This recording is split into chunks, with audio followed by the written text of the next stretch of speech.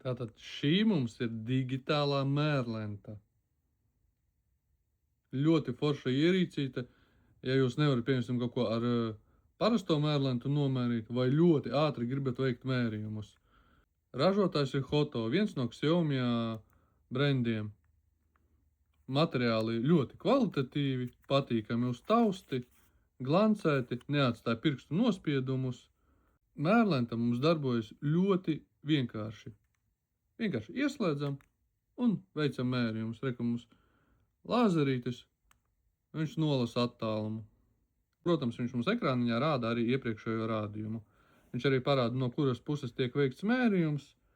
Var savienoties ar Bluetooth, ar telefonu, un telefonā visus mērījumus var redzēt. Var pat nofočēt kaut kādu priekšmetu, telpu un sākt veikt mērījumus, un viņš pats pat uztaisīs plānojumu pēc, vizuāli pēc attālumiem, kādi ir samērīti.